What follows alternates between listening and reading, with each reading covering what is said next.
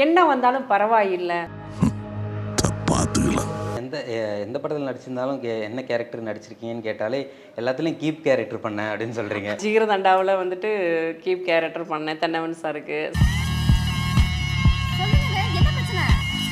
சரவண மீனாட்சியிலையும் வில்லனுக்கு கீப்பாக பண்ணியிருக்கேன். இமேஜினேஷனில் நாங்கள் ஒரு சாங் பண்ணியிருக்கோம் பாகுபலி மாதிரி.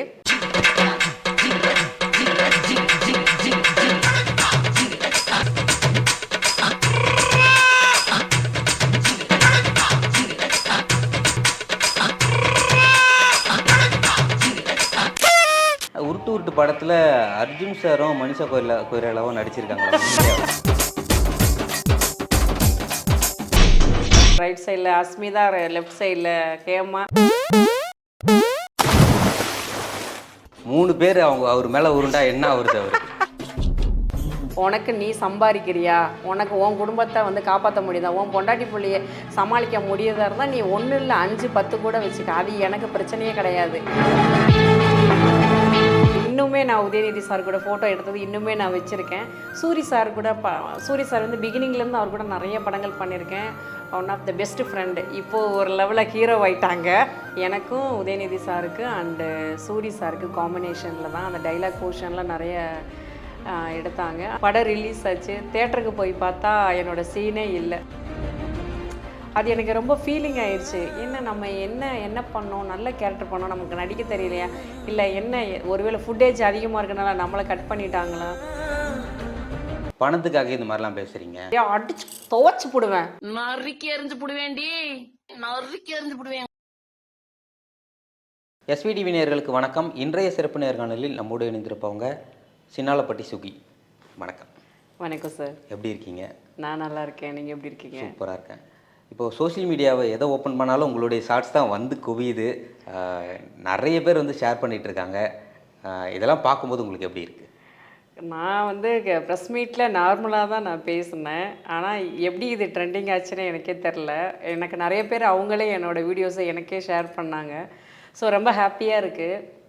நிறையா பேர் டேரக்டர்ஸோ ஃப்ரெண்ட்ஸ் சர்க்கிளோ ஃபேமிலியெலாம் வந்துட்டு அந்த ரீல்ஸை எனக்கே எடுத்துகிட்டு ப்ரௌடாக இருக்குது எனக்கு. இவ்வளோ தூரத்தை பயங்கரமாக ரீச் ஆகிருக்கு. நமக்கு யாருக்குமே தெரியாமல் இந்த இண்டஸ்ட்ரியில் இருந்தோம். இப்போது ஓரளவுக்கு நம்மளுக்கு தெரியும். சின்னாலப்பட்டி சுகினா ஃபீல்டுக்குள்ளே ஓரளவுக்கு எல்லாருக்கும் தெரியும். ஆனால் இந்த ரீல்ஸ் மூலிமா இந்த இது பயங்கரமாக ட்ரெண்டிங் ஆயிடுச்சு. ஸோ எனக்கு ரொம்ப ஹாப்பியாக இருக்குது.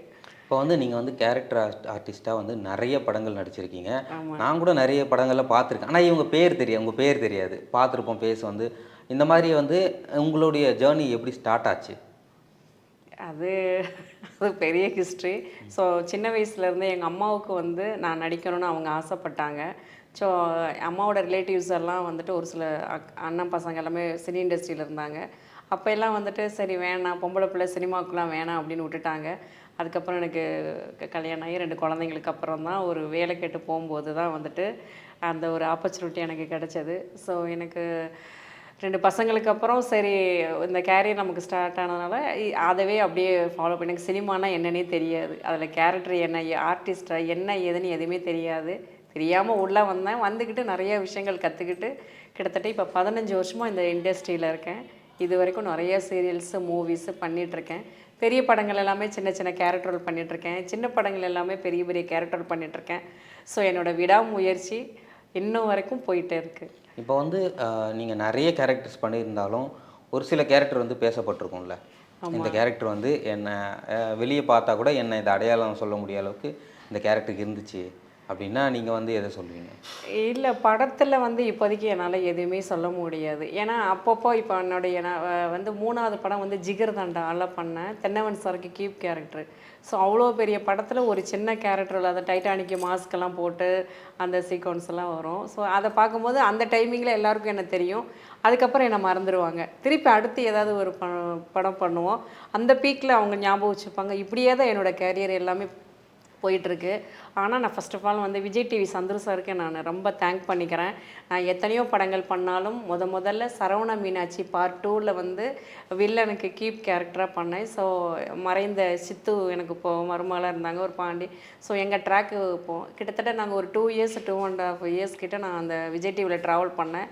அது மட்டும்தான் இன்ன வரைக்கும் மக்கள் மத்தியில் இன்னுமே இருக்குது. ஸோ நீங்கள் சீரியல் பண்ணியிருக்கீங்க, அது போக நாயகி சீரியலில் பண்ணியிருக்கேன், சன் டிவியில் நந்தினி சீரியல் சுந்தர் சி ப்ரொடக்ஷனில் பண்ணியிருக்கேன்.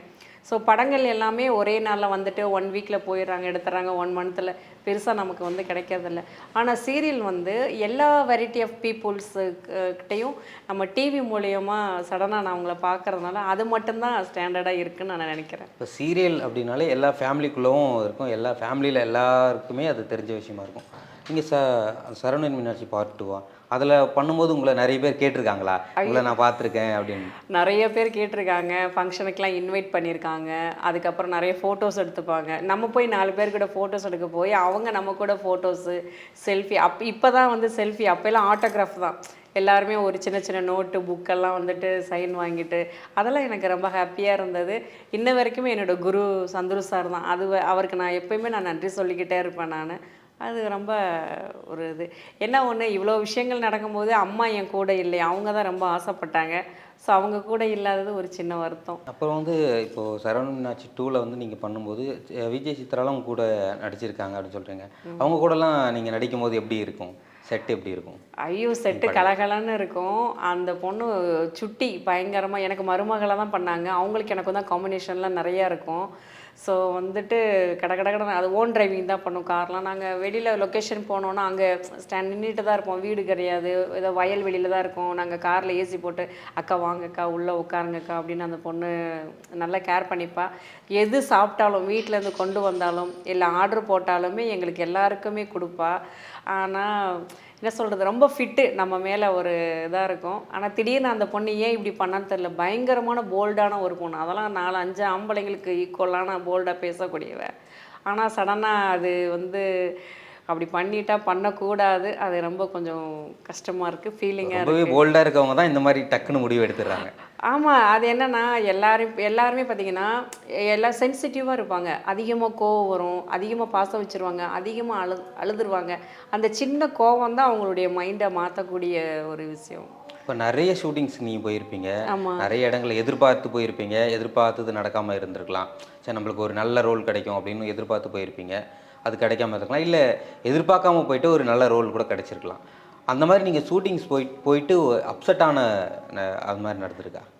நிறைய நடந்திருக்கு. அதில் ஒரு படம் சொல்லணும்னா, அங்கே பூடியில் வந்து அருள்நிதி சார் தான் ஹீரோ. வந்து சரவணன் இருக்க பயமேன்னு சொல்லிட்டு ஒரு படம். அந்த படத்தில் நான் ஒரு மலையாளி கேரக்டர் ஒன்று பண்ணியிருப்பேன். எனக்கும் உதயநிதி சாருக்கு அண்டு சூரி சாருக்கு காம்பினேஷனில் தான் அந்த டைலாக் போர்ஷன்லாம் நிறைய எடுத்தாங்க. அந்த ஷூட் அங்கே ஒரு நாள் நடந்தது நினைக்கிறேன். அது சென்னையில் ஒன்ஸ் நடந்தது. இன்னுமே நான் உதயநிதி சார் கூட ஃபோட்டோ எடுத்தது இன்னுமே நான் வச்சுருக்கேன். சூரி சார் கூட சூரி சார் வந்து பிகினிங்லேருந்து அவர் கூட நிறைய படங்கள் பண்ணியிருக்கேன். One of the best friend. இப்போது ஒரு லெவலில் ஹீரோ ஆயிட்டாங்க. ஸோ ஷூட்டிங் ஸ்பாட்டில் பார்த்தா ஹாய் ஹலோ அப்படின்னு சொல்லிப்போம், முன்ன மாதிரி பேசிக்கிறது இல்லை. ஸோ அந்த படம் பண்ணும்போது நான் எல்லாருக்கிட்டையும் சொல்லிக்கிட்டு இருந்தேன், நான் இந்த படத்தில் இந்த கேரக்டர் இருந்தேன் லாலா கடசாந்தி. ஸோ அதில் வந்து ஒரு சின்ன லீட் ரோல் பண்ணியிருந்தேன். பண்ணிவிட்டு நான் எல்லாருக்கிட்டேயும் அதை நான் சொல்லியிருந்தேன், இந்த படத்தில் நான் இந்த கேரக்டர் பண்ணியிருக்கேன், ரொம்ப சூப்பராக இருக்கும், நல்லா இருக்கும் அப்படின்னு சொல்லிட்டு. படம் ரிலீஸ் ஆச்சு. தேட்டருக்கு போய் பார்த்தா என்னோடய சீனே இல்லை. அது எனக்கு ரொம்ப ஃபீலிங் ஆயிடுச்சு. நம்ம என்ன பண்ணோம், நல்ல கேரக்டர் பண்ணோம், நமக்கு நடிக்க தெரியலையா, இல்லை ஒருவேளை ஃபுட்டேஜ் அதிகமாக இருக்கனால நம்மளை கட் பண்ணிட்டாங்களா. ஸோ ஏதோ ஒரு விஷயம் நடக்குது, ஆனால் என்னன்னு தெரியல. ஆனால் அவங்க கூட ஃபோட்டோ எடுத்து எல்லாருக்கிட்டையும் நம்ம காமிச்சிருப்போம், இந்த படத்தில் இந்த கேரக்டர் அப்போது நம்ம தேவையில்லாமல் நம்ம எல்லாருக்கிட்டையும் பப்ளிசிட்டி பண்ணிட்டோமோ, அப்போ இனிமேல் பண்ணக்கூடாது. படம் நம்ம என்ன தான் நடித்து டப்பிங் வந்து தேட்டருக்கு வந்து தேட்டரில் நம்ம ஸ்க்ரீனில் நம்ம வந்தால் மட்டும்தான் இது நிஜம், அது வரைக்கும் எதுவுமே நிஜம் இல்லைன்னு நான் ரொம்ப ஃபீல் பண்ணேன். ஆனால் இன்னுமே உதயநிதி சாரும் நானும் ஃபோட்டோ இன்னும் வச்சுருக்கேன். ஸோ அவர் கூட நம்ம வந்து படம் ரிலீஸ் ஆகலைனாலுமே அவர் கூட நம்ம ஒரு 1 டே ஃபுல்லாக ட்ராவல் பண்ணியிருக்கோம் அப்படின்ற ஒரு விஷயம் அது எனக்கு ஒரு ஹாப்பியாக இருக்குது. ஸோ அந்த டைமில் நம்ம ரிலீஸ் ஆகலனாலும் அந்த ஒரு நிறைவு உங்களுக்கு இருக்குது. இப்போ வந்து சூரி அவர்கள் வந்து ஹீரோ ஆகிருக்காரு. இப்போ வந்து முன்னாடி நீங்கள்லாம் வந்து அவங்க கூட நிறைய படங்கள் நடிச்சிருப்பீங்க. நிறைய பேர் அவங்க கூட நடித்தவங்களாம் இப்போ சொல்கிறாங்க, எங்கள் கூட வந்து நடித்தவர் இப்போ வந்து ஒரு ஹீரோ ஆகிருக்காருன்னா எங்களுக்கு பெரிய எங்களுக்கும் அந்த மாதிரி ஒரு தன்னம்பிக்கை வருது அப்படின்னு சொல்கிறாங்க. நீங்கள் என்ன நினைக்கிறீங்க அதை பற்றி? எனக்கு ஹாப்பி தான். என்னென்னா இப்போ நானும் 15 வருஷமாக இருக்கேன். நான் வந்து 15 வருஷமாக எல்லா வெரைட்டி ஆஃப் கேரக்டரோலும் நான் பண்ணிட்டு தான் இருக்கேன். அதே மாதிரி தான் சூரி சார் வந்து டேரெக்டாக இன்றைக்கி அவர் ஹீரோவாக வரல. அவங்க சின்ன சின்ன கேரக்டர் ரோல் பண்ணாங்க. அதுக்கு முன்னாடி அவங்க ப்ரொடக்ஷன் பாயாக இருந்தாங்க, செட் அசிஸ்டண்ட்டாக இருந்தாங்க.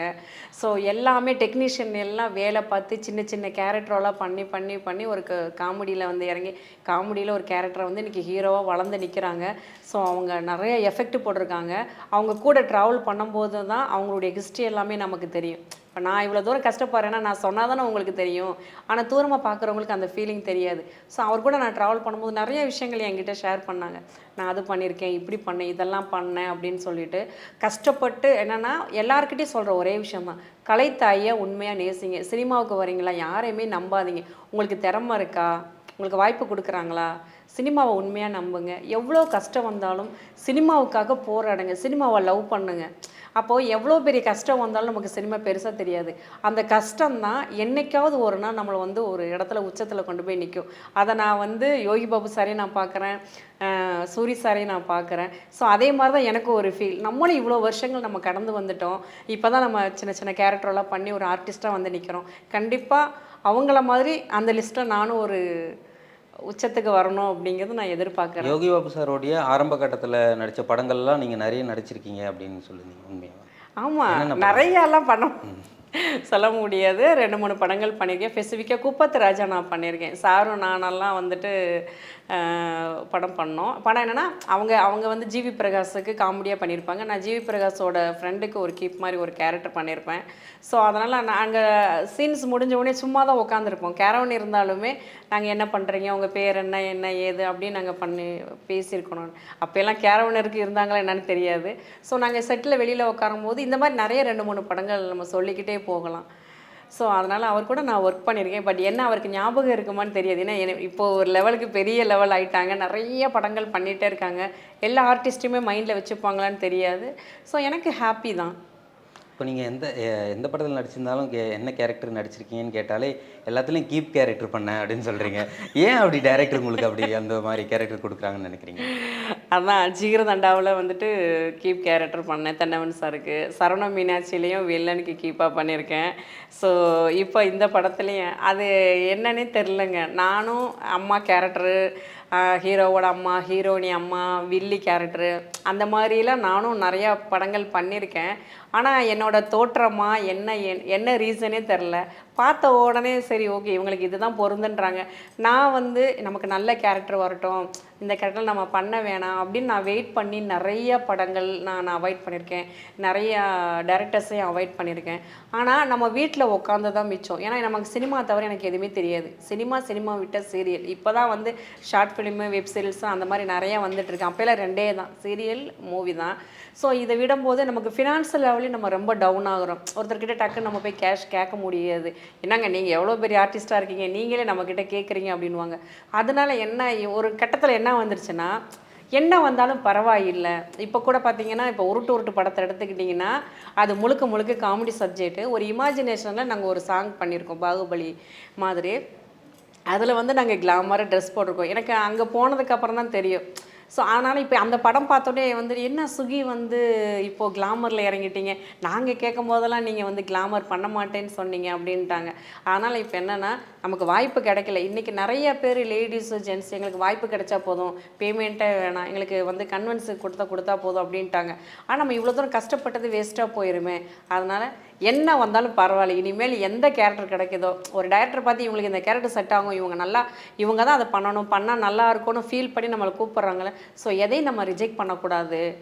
அதனால் எல்லாமே இறங்கி பண்ணுவோன்னு இப்போ இறங்கி பண்ண ஆரம்பிச்சிட்டேன். வாய்ப்புகள் இயக்குனர்கள் கொடுத்தா எந்த கேரக்டரும் எந்த கேரக்டர் வேணாலும் நான் நடிப்பேன். நீங்கள் அம்மாவாக கொடுக்குறீங்களா, அண்ணியாக கொடுக்குறீங்களா, வில்லியா, சித்தியா, காமெடியாக, கிளாமராக, ஒரு பிச்சைக்காரன் வேஷம் போட்டால் கூட பிச்சை எடுத்தான் ஆகணும், நாய் வேஷம் போட்டால் குழச்சி தான் ஆகணும். ஸோ அதனால் டைரக்டருக்கு சொல்ல வேண்டியது என்னென்னா, நான் எந்த கேரக்டர் பண்ணுறதுக்கும் எல்லா கேரக்டர் பண்ணக்கும் நான் ரெடியாக இருக்கேன், எனக்கு வாய்ப்பு கொடுங்க, அவ்வளோதான். இப்போ உருட்டு படத்துடைய இந்த ப்ரெஸ் மீட்டு, அதுக்கப்புறம் அதை வந்து ரிவ்யூஸ் எல்லாமே வைரல் ஆச்சு.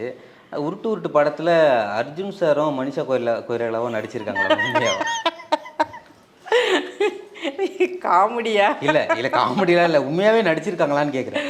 இல்லைங்க. அங்கே அந்த மனுஷா கையில அர்ஜுனும் வேறு யாருமே கிடையாது. நானும் மொட்டை ராஜேந்திரன் சார் தான். அது வந்து அந்த இமேஜினேஷன் எல்லாமே பார்த்தீங்கன்னா, நமக்கு தீனா மாஸ்டருக்கு தான் நான் நன்றி சொல்லணும். எனக்கு வந்து டாக்கி போர்ஷன் மட்டும்தான் எனக்கு கூப்பிட்டாங்க. இந்த மாதிரி சீன்ஸ் இருக்குது, 3 பொண்டாட்டி 3 சாமின்னு ஒரு செகண்ட் ஹாஃபில் ஒரு கேரக்டர் வருது.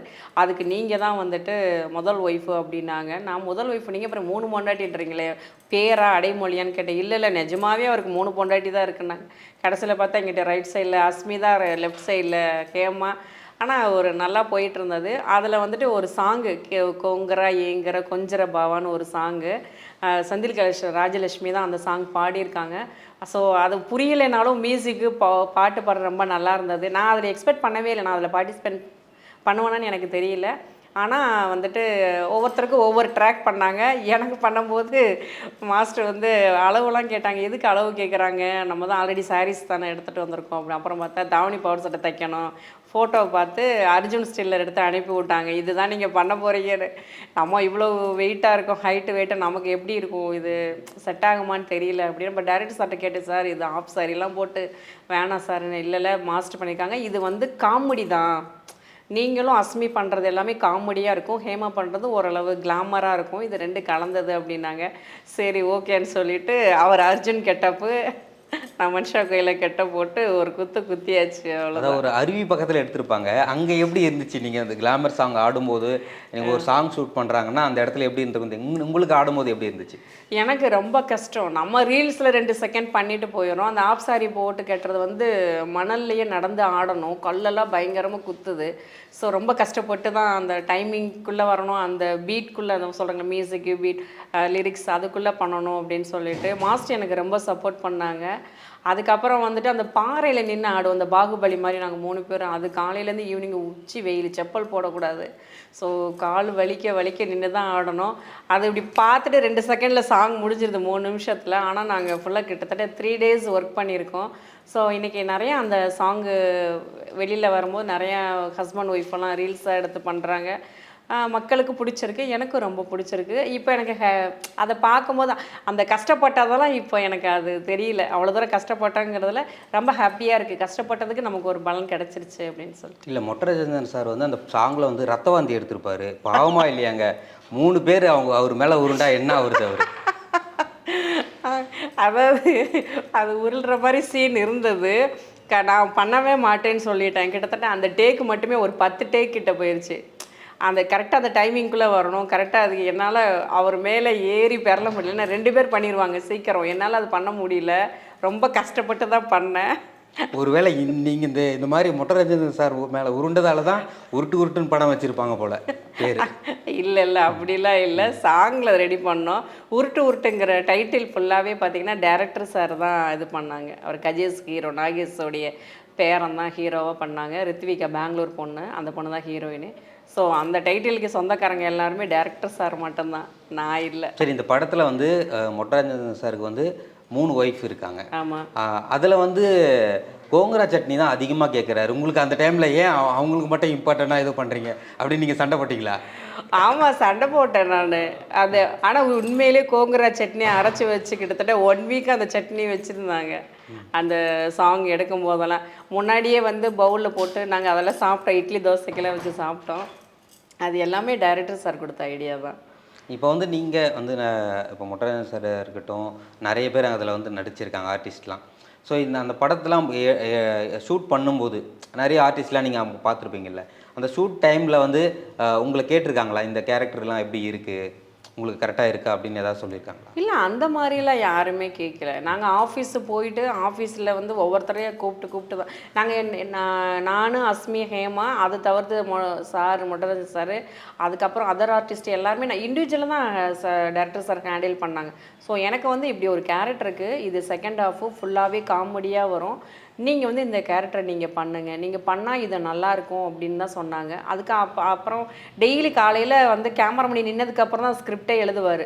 இன்றைக்கி இந்த சீனு ஒரு 1 லைன் வச்சுப்பாங்க, அந்த 1 லைனில் வச்சு தான் சீன் பண்ணுவாங்க. எங்களுக்கு அங்கே ஸ்பாட்டில் தான் எங்களுக்கு டைலாக்கே வரும். சீரியல் மாதிரி தான். அங்கே சில பேர்லாம் பவுண்டட் வச்சுட்டு இந்த சீன் இவங்க தான் அதை பண்ணணும், ப்ரிப்பேர் ஆகணும், டைலாக்ஸ் எல்லாம் இருக்குது. அப்படிலாம் அங்கே கிடையாது.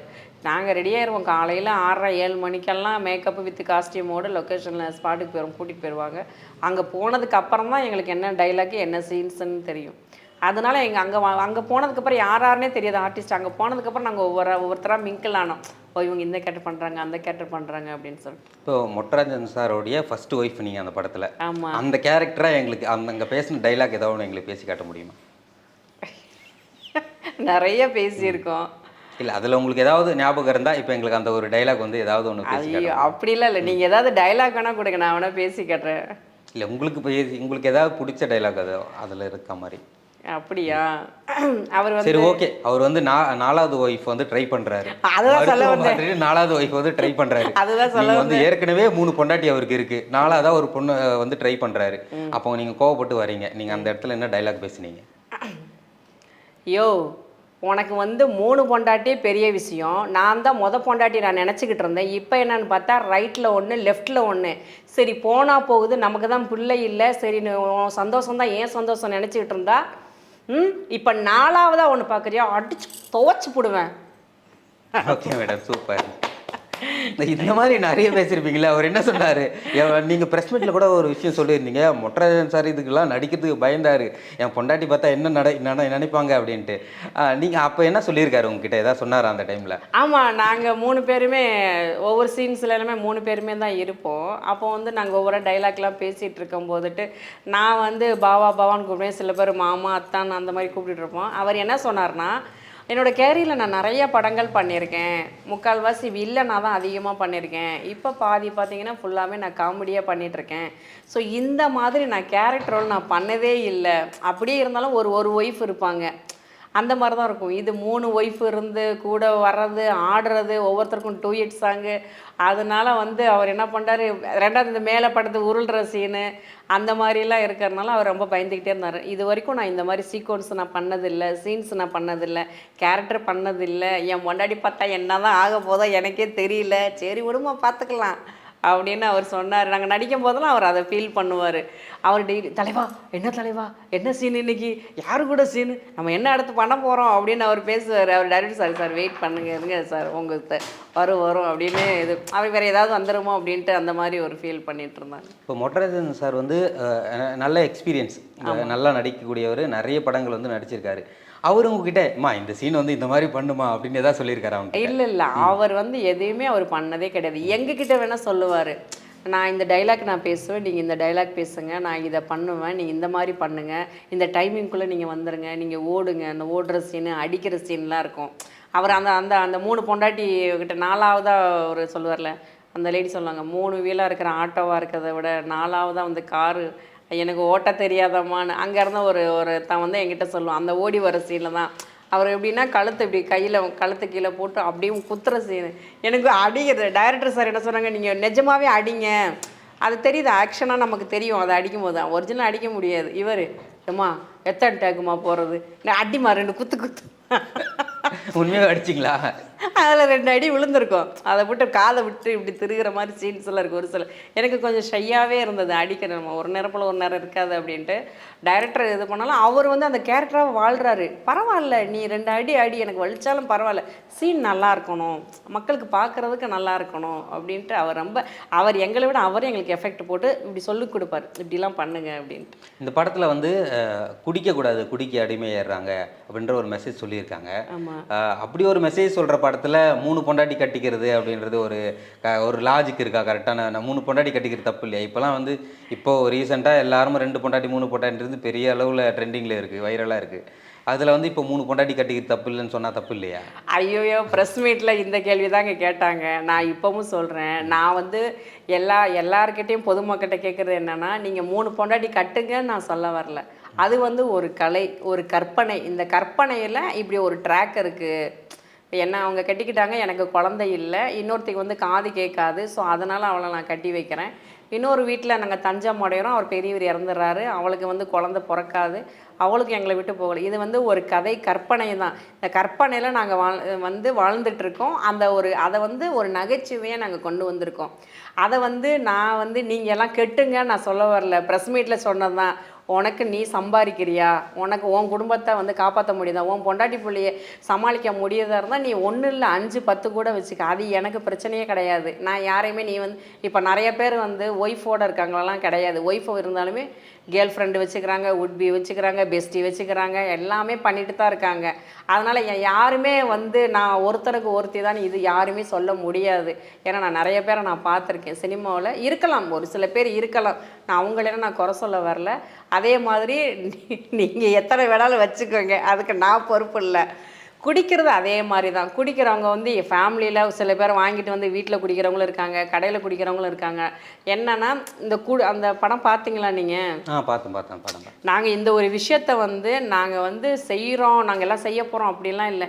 இப்படிலாம் ஒரு விஷயம் இருக்குது, நீங்கள் குடிங்க, உங்கள் உடம்பையும் பார்த்துக்கோங்க, லிமிட்டாக குடிங்க, பொண்டாட்டி பிள்ளையை பார்த்துக்கோங்க, அவங்களுக்கு என்ன தேவை ஏது தேவைன்னு புரிஞ்சுக்கிட்டு இருங்க அப்படிங்கிறத ஒரு ஃபஸ்ட் ஹாஃபில் நாங்கள் ஒரு மெசேஜும் வித்து கிளைமேக்ஸ்லயும் ஒரு நல்ல மெசேஜ் சொல்லியிருப்பாங்க. அது நான் சொல்ல விரும்பலை. ஓகே. அதனால் வந்து நாங்கள் இதை ஒரு காமெடியாக கொண்டு வந்திருக்கோம். ஃபர்ஸ்ட் ஹாஃப் எல்லாமே ஒரு காதல் கலந்த ஸ்டோரியாக இருக்கும். செகண்ட் ஹாஃப் எல்லாமே பார்த்தீங்கன்னா காமெடியாக இருக்கும். நாங்கள் இது காமெடிக்காகவே முழுக்க இது காமெடி. இன்னும் எங்கள் டைரக்டர் 5 பொண்டாட்டி வச்சு கூட எடுப்பார், அதுவும் கூட காமெடியாக தான் இருக்கும். சரி, ஒரு சில மெசேஜ் வந்து நான் படித்தேன், உங்கள் வீடியோஸ் ஃபுல்லாக வைரல் ஆச்சு. அதுக்கப்புறம் வந்து ஒரு சில மெசேஜ் வந்து இதில் நான் ஃபுல்லாக படித்ததில் ஒரு சிலர் என்ன சொல்கிறாங்கன்னா, இவங்க வந்து எந்த படத்துலையுமே நான் பார்த்ததே கிடையாது, எதுக்கு திருப்பி இவங்களோட வீடியோவே போட்டுக்கிட்டே இருக்கீங்க அப்படின்னு கேட்குறாங்க. சரி, பார்க்காதவங்களுக்கு இது புதுசாக இருக்கட்டுமே. இப்போது நான் 15 வருஷமாக இருக்கேன். என்ன அதான் என் சர்க்கிளில் உள்ளவங்களுக்கு தானே தெரியும் நான் எவ்வளோ சீரியல்ஸ் பண்ணியிருக்கேன், எவ்வளோ மூவிஸ் பண்ணியிருக்கேன் அப்படின்னு. இந்த ட்ரெண்டிங் மூலியமாவது இப்படி ஒரு ஆர்டிஸ்ட் ஒருத்தி இருக்கிறா, இவளுக்கு ஒரு கேரக்டர் கொடுப்போம் அப்படின்னு கூட இருக்கட்டுமே, அது எனக்கு ஹாப்பி தான். அப்புறம் வந்து இன்னொரு கமெண்ட்டில் என்ன போட்டிருந்தாங்க அப்படின்னா, பணத்துக்காக இந்த மாதிரிலாம் பேசுகிறீங்க அப்படின்னு போட்டிருக்காங்க. கிடையவே கிடையாது. நான் பணத்துக்காக பேசுகிறாலே கிடையாது. பணம் வந்து எங்கே வேணாலும் எப்படி வேணாலும் சம்பாதிக்கலாம். பணம் ஒரு விஷயமே கிடையாது. பணம் கொடுத்ததுக்காக நான் என்ன வேணாலும் பேசக்கூடிய ஆளும் நான் கிடையாது. எனக்கு அவங்க ப்ரெஸ் மீட்டில் கொஸ்டின் கேட்டாங்க, என் மனசில் பட்டதை சொல்கிறேன். இப்போவும் அப்படி தான், இன்னொருத்தர் சொல்லி கொடுத்தாலும் நான் பேச மாட்டேன். என் மனசில் என்ன படுதோ அதுதான் பண்ணேன். பணம் வந்து நடிக்கிறதுக்கு மட்டும்தான், கேமரா முன்னாடி நின்னா மட்டும்தான் நான் பணம் வாங்குவேன். நடிக்கிறதுக்கு மட்டும்தான் அமௌண்ட்டு நான் வாங்குவேனே தவிர, மற்றபடி அது மக்கள் நினைக்கிறது அது தவறான ஒரு எண்ணம். கீழே வந்து அந்த ரீல்ஸ்லாம் போட்டிருக்காங்க, நீங்கள் பேசுகிறீங்க, கீழே வந்து ட்ரெய்லரில் வந்து அந்த வீடியோஸ்லாம் போட்டிருக்காங்க. அதுக்கு இன்னொரு கமெண்ட் வந்து என்ன வந்திருக்குன்னா, மொட்டை ராஜேந்திரன் வாழ்ந்திருக்காருப்பா, மனுஷன் வந்து பிறவி பலனை அடைஞ்சிருக்காரு அப்படின்னு சொல்கிறாங்க. அதை பற்றி என்ன நினைக்கிறீங்க? அப்படிலாம் இல்லை. அதுதான் சொல்லி பார்க்குறவங்களுக்கு அது ஹாப்பியாக இருக்கும். எங்கள் கூட 3 பேர் கூட ட்ராவல் பண்ணுறது, அந்த உருள்றது, டான்ஸ் ஆடுறது, ஒவ்வொருத்தருக்கும் தனித்தனி டூயட்டாக இருக்கும். பட் அவருக்கு தானே தெரியும் என்ன கஷ்டப்பட்டார் அப்படின்னு சொல்லிட்டு. நிஜமாவே அதை நாங்கள் எல்லாருமே சேர்ந்து வாழ்ந்துருக்கோம், அவ்வளோதான். அப்படிங்களா? ஆமாம், சூப்பர். நேரம் ஒதுக்கி பல்வேறு வகையிலான கேள்விகளுக்கு பதிலளித்த நன்றி. ரொம்ப நன்றி, தேங்க்யூ. எனக்கு வந்து ப்ரெஸ் மீட்லேயே நான் கொடுத்துருந்தேன். ஸோ என்னை அழகாக ட்ரெண்டிங் ஆக்கி விட்டீங்க. ஸோ நிறைய பேருக்கு என்ன தெரியுது. ஸோ எனக்கும் இதை மெனக்கிட்டு என்னோடய இன்டர்வியூ எடுத்திருக்கீங்க. ஸோ உங்களுக்கும் உங்கள் டீம் எல்லாருக்கும் SVT உடைய யூடியூப் சேனலுக்கு ரொம்ப நன்றி. தேங்க்யூ. லைக் பண்ணுங்கள், ஷேர் பண்ணுங்கள், கமெண்ட் பண்ணுங்கள்.